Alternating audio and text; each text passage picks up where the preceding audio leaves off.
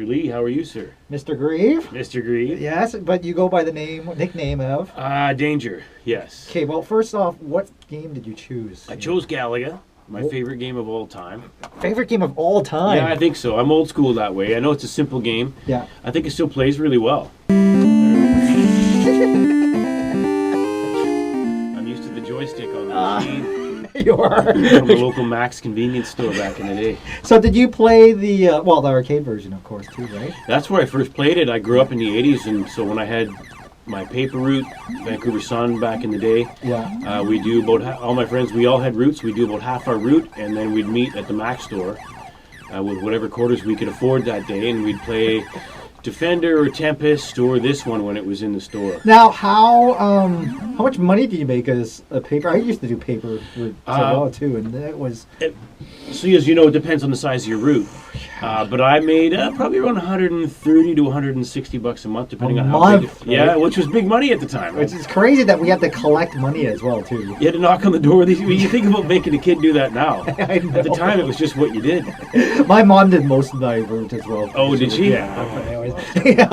But so you go by the name of Danger on here. Oh no! Look at that! This is not going. It's been a long time, I guess. Well, talking while playing. It's a good thing we don't need quarters. But you go. Where did the nickname Danger come? When I was actually in this very building, I used to work at Kiss FM. Yeah. So now I can't get in there. They usually this is the best part of the game. This is the trick: is to have the double ships. Exactly, right? which is you can slay level after level if you have that double ship. Yeah. I worked at Kiss FM in this building. Actually, this control room just to our right was Fred Latrimo's old studio at the time. Oh! Already? I'm totally embarrassing myself. With a camera on me, no less. Oh, hit start again. So. Let's try it again. So, did he give you the name or what? No, what happened was they launched XFM, and they ended up hiring me as one of the jocks. Okay. And my boss at the time, Dale Biot was his name. He told me to come up with a nickname. He wanted something that was outside of the box, something kind of different. So he didn't want to go Dane or Darren. Nothing normal, nothing Darren, no normal name at all. Yeah. And for a few days, every suggestion I gave him, he shot it down. And one day we were having a phone conversation. Okay. And I won't say it got heated, but I think we were both a little frustrated because I wasn't coming up with anything that he liked. And I was trying really hard not to come up with something super silly. And at the time, my friend lived in Arizona, and he had a friend down there who called himself Nick Danger. For no apparent reason, he didn't really have a job of any sorts. Yeah. I forget what his real name was now, but he went by Nick Danger for some reason. Well, here we go.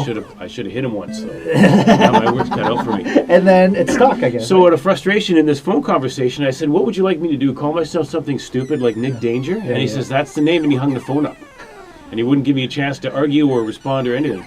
So I was stuck with the name. Wow. Stuck with it. It's actually worked out pretty well. No, it worked out really well. Not a lot of people are named Danger at all. It seems to work. I mean, at the time I was nervous about using it because I'm not really on the air maybe, but off the air I'm kind of a little more on the mellow side. Well, you look dangerous though. You got the long hair and the leather. I guess so. I don't know. Yeah. I'm not even 150 pounds. I can't really back it up. And how long have you had the long hair? Off and on since the early 90s. Off and on, I'll cut it once in a while when I get tired of it, but I always kind of go back to it. A lot of it, to be honest, is out of laziness for getting haircuts on a regular basis. Again, I wish I had a more glamorous answer for you, but I don't. The truth is, I just get tired of sitting in a chair for half hour, so I'll grow it long. I like it long, though. Ooh, challenging stage. Oh, challenging stage.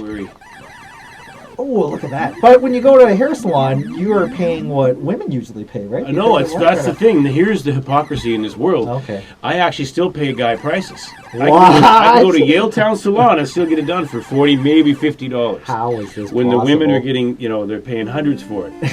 No.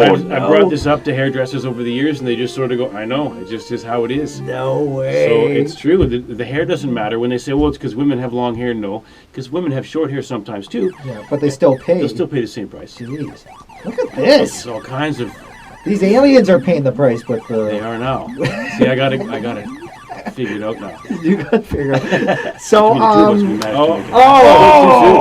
not doing so well here today. So it is possible to raise a child while being on the radio. Correct? It is possible, as long as you can keep that job. That's always the tricky part in radio, is the paychecks coming in, you can make all kinds of amazing things happen. Yeah. So when the paycheck stops, it's a little tricky. Okay. And did she want to aspire to be into radio or no?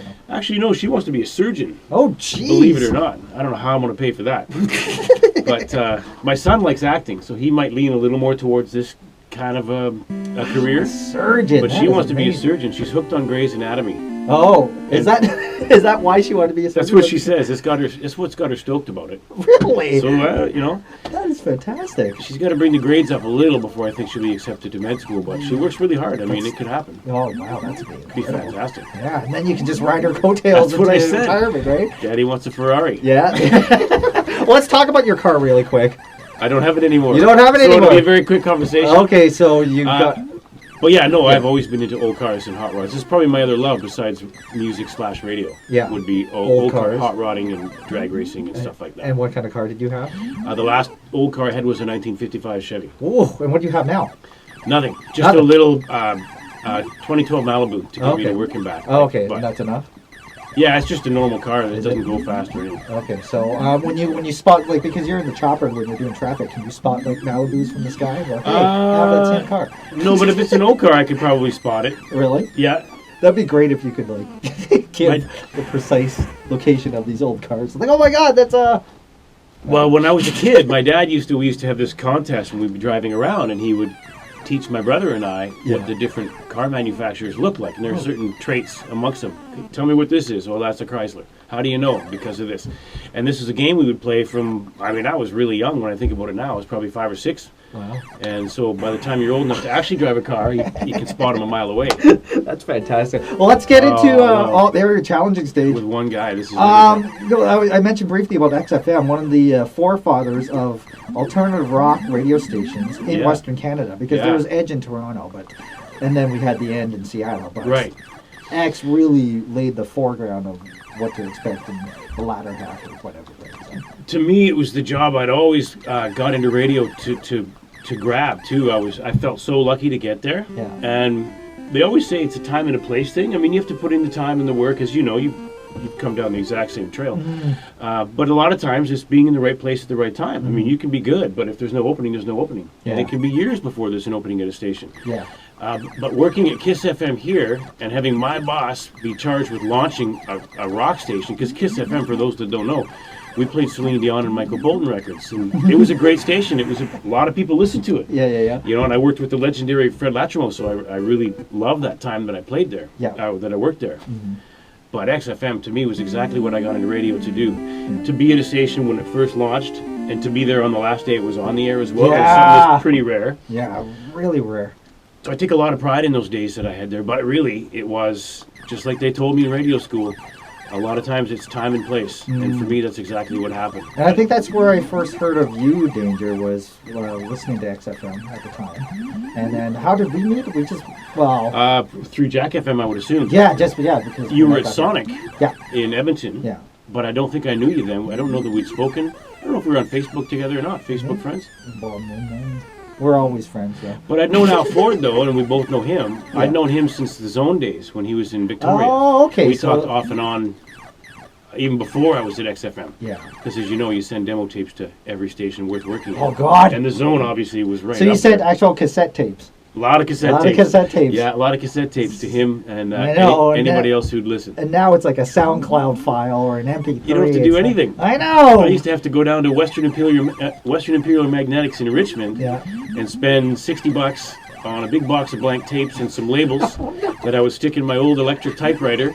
I'd type up my name and phone number on these labels, stick them on the cassettes, dub each cassette one by one off of a master cassette that started on a reel-to-reel that you probably stole from the radio station you worked at, had some old PSA on it that you just bulk erased. And people are then mail them out. Yeah, and they're listening to these terms that you're saying. It's like, what is all this analog? And now everything's on your laptop at home. I know, it's so easy.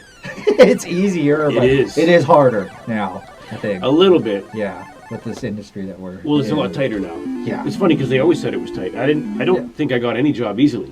No. But it's even harder now. Yeah. What is it like being in the chopper? Because you provide traffic. It's actually an airplane that I'm in. Oh, the airplane. A Cessna 172, but I like it. Yeah. Shoot, there we go again. I like it. It's I've been around airplanes my whole life. My dad was in aviation. He's retired now, but he was in aviation. So most of my summer jobs as a kid, and even when I was doing part-time stuff in radio to make sure I actually had money for rent, I always had jobs out at the airport. So I've been around it my whole life. Yeah. So to be in the airplane doesn't bother me. It doesn't. I'm not nervous about flying in small airplanes or anything else. And I've always loved Vancouver, but you really see a different perspective being up there for every sunrise and every sunset 5 days a week. Wow. It's pretty amazing. You get to know, okay, these are the bad spots every day. Well, to be honest, I've lived in Vancouver long enough to know where the bad spots are. Anybody that's driven here at all knows where the bad spots are. Yeah. I have a lucky... I shouldn't say this out loud. People are going to think I'm a jerk. But a lot of times in the airplane, I'll say, "Oh, I'm sure glad I'm not them. I'm glad I'm up here today." Because usually it is me stuck in traffic, or at least it has been so many times. Yeah. Wow, that's amazing. So, okay, complete the sentence at the end of the day. Okay. At the end of the day. At the end of the day, I like to listen to records. There you go. How about that? Vinyl. Huge music fan you are. Love music. Yeah. Okay. You are as well. Yes, but... So what is it, 60s, 70s, 80s, 90s, or millennium? Or what's the best decade? As a kid, I started out with the Elvis and Beatles, and then I really discovered Kiss, and that's where it took off for me. So I guess you'd say late 50s forward. Really? But if you listen to music long enough, you go back to, I mean, Okay. I have Robert Johnson records, and those go back to the 1920s. But the bands, 3 bands that you... Kiss, for sure. Kiss changed my life. Kiss? Do you have any merchandise of Kiss? Because do I have any merchandise? Most of my house is decorated in Kiss merchandise. I'm the reason Gene Simmons smiles so much. That guy owes me money at this point. He should have given me backstage passes to every show they do.